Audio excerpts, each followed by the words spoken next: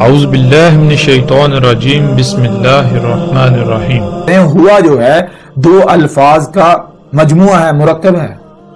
ہوا ایک لفظ نہیں ہے، ہوا جملہ ہے، دو الفاظ کا مجموعہ ہے، دونوں لفظ ایک ایک حرف پر مشتمل ہیں۔ ان میں پہلا لفظ جو ہے وہ گول والی ہے اور دوسرا واو ہے۔ پہلا گول والی ہے اور دوسرا واو۔ اب سب سے پہلے ہمیں یہ جاننا ہے کہ گول والی ہے جو ہے اس کے معنی کیا ہے اور واو کے معنی کیا ہے۔ اور گول والی ہے جو ہے وہ استعمال ہوتی ہے کسی بھی شے کی طرف اشارے کے لیے۔ گول والی ہے کسی بھی شے کی طرف اشارے کے لیے استعمال ہوتی ہے۔ اب جب کسی شے کی طرف اشارہ کیا جاتا ہے تو سوال یہ پیدا ہوتا ہے کہ کس شے کی طرف اشارہ کیا جا رہا ہے، کیوں؟ کیونکہ اشیاء تو غائب بھی ہیں اور حاضر بھی ہیں۔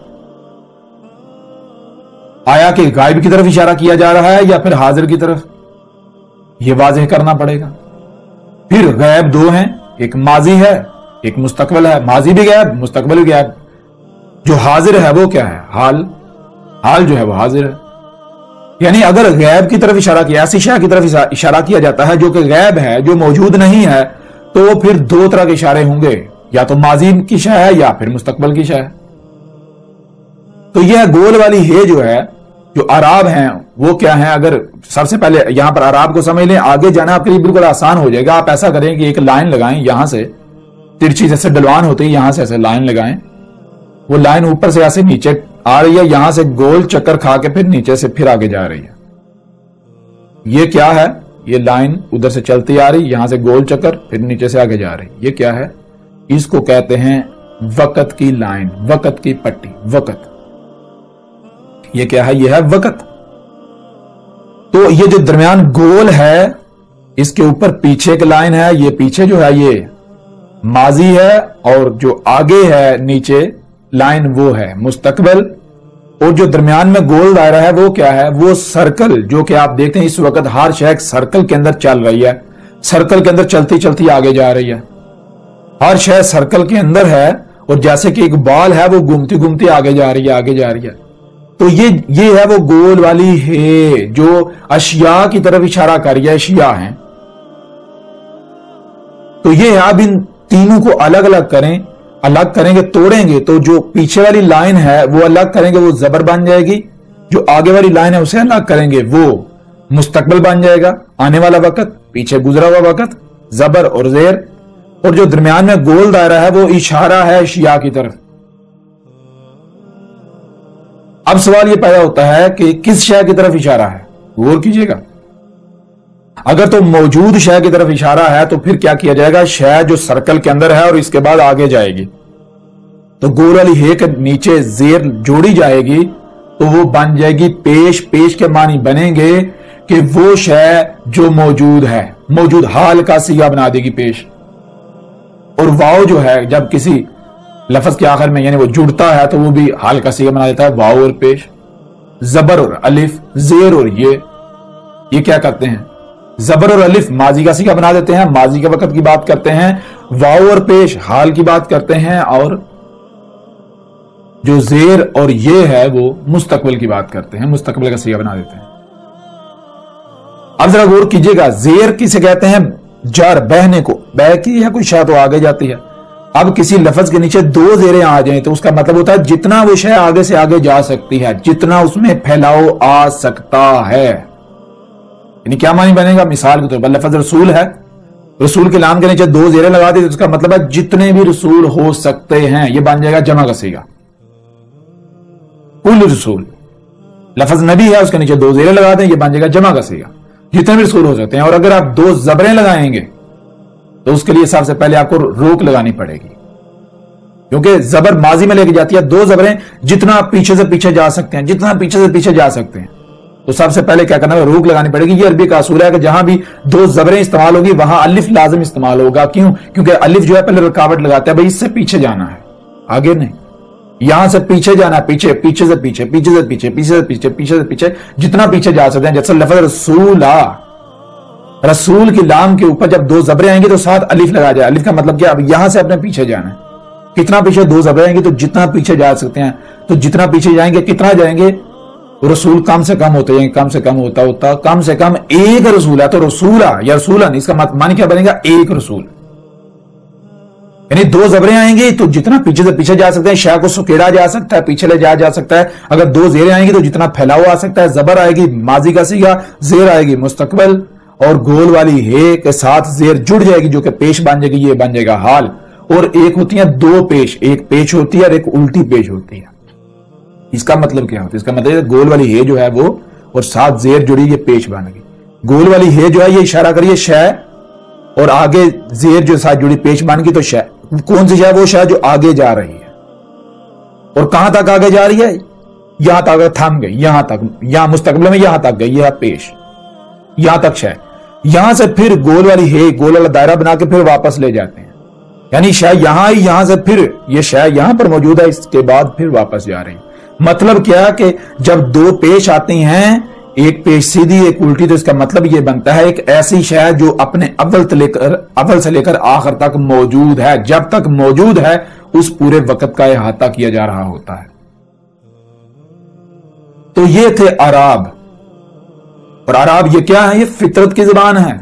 अराब सिर्फ जबान से आ ऊ ई करने के लिए नहीं है। किसी को आ ऊ ई जबान टेढ़ा मेढ़ा करना आता हो ना आता हो, इससे कोई फर्क नहीं पड़ता। असल चीज यह है कि पता होना चाहिए आराब हैं क्या। जैसा कि मिसाल के तौर पर कुरान के अंदर ले सकें, लफ्ज अल्लाह, अल्लाह की जो हे है गोल है, इसके ऊपर जबर भी आती है, जेर भी आती है, पेश भी आती है। लेकिन आज तक किसी ने ये फर्क देखा?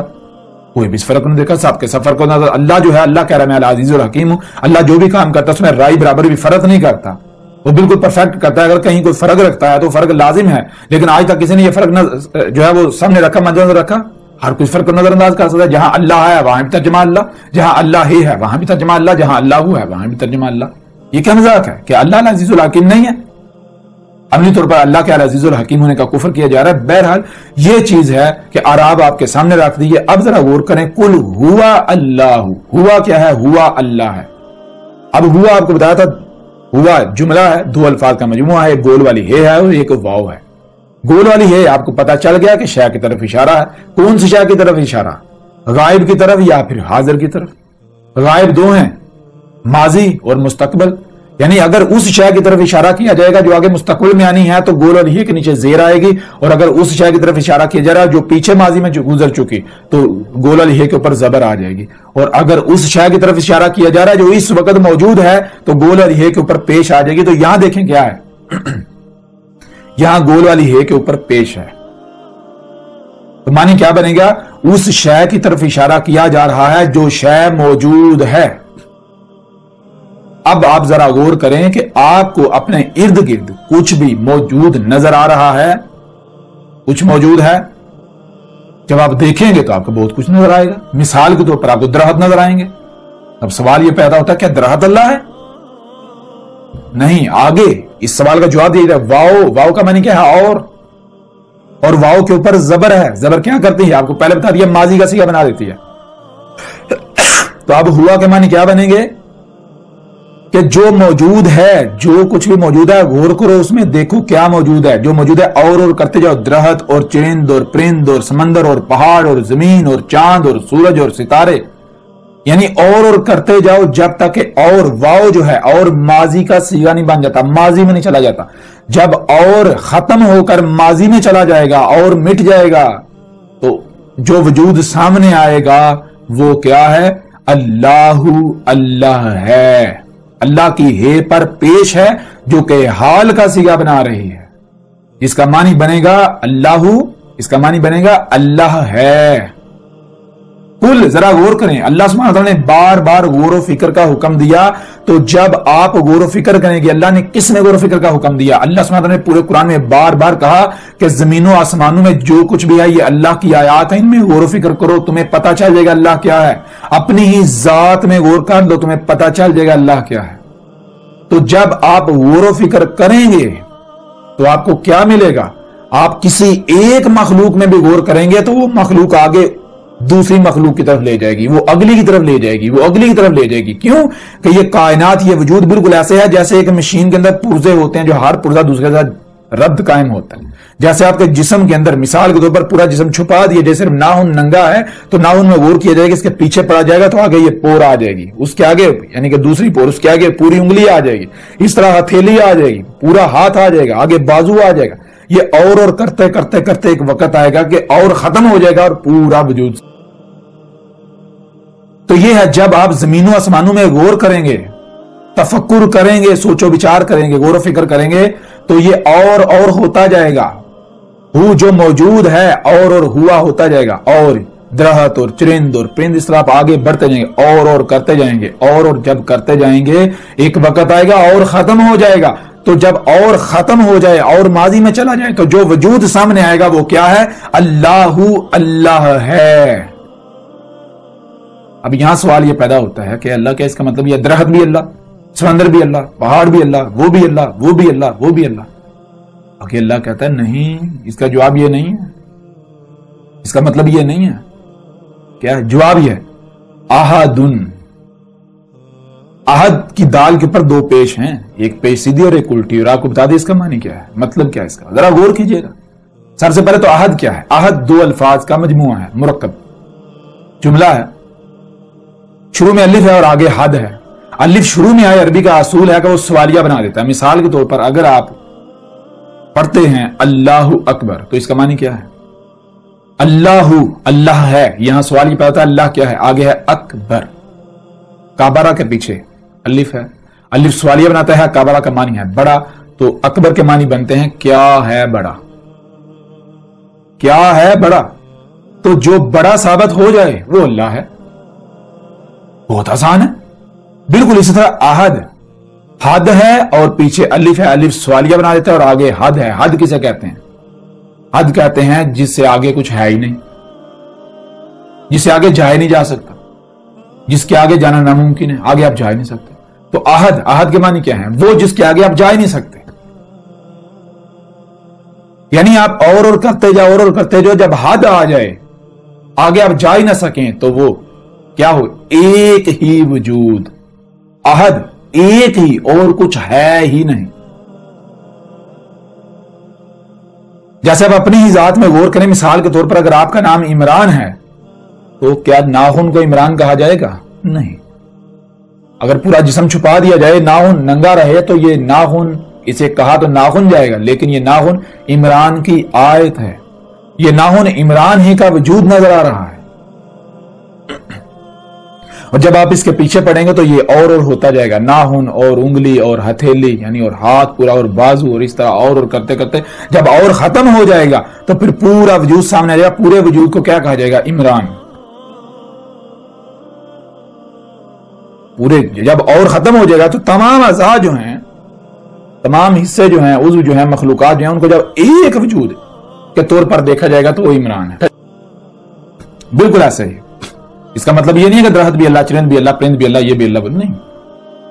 یہ درخت ہے، سمندر ہے اور پہاڑ ہے، اور کرتے جاؤ. جب اور ختم ہو جائے گا تو جب اور ختم ہو جائے تو جو وجود سامنے آئے گا وہ ایک ہی وجود سامنے آئے گا.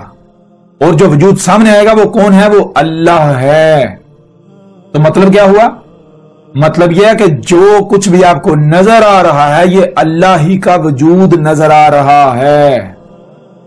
یہ درخت، چرند، پرند، یہ جو کچھ بھی ہے یہ اللہ کی آیات ہیں. آیات، آیت کی جمع ہے. آیت کہتے ہیں پورے وجود کا چھپے ہوئے ہونا، پوری شے کا چھپے ہوئے ہونا، اس کا چھوٹا سا حصہ سامنے ہونا، جس کی گہرائی میں جانے سے، جس کے پیچھے پڑنے سے پورا وجود سامنے آ جائے. کس کا وہ حصہ ہے جو نظر آ رہا ہے وہ وجود سامنے آ جائے. تو زمین و آسمانوں میں جو کچھ بھی ہے یہ اللہ کی آیات ہیں. تو جب آپ ان آیات کے پیچھے پڑیں گے، پردے کو چاک کریں گے تو کون سامنے آئے گا؟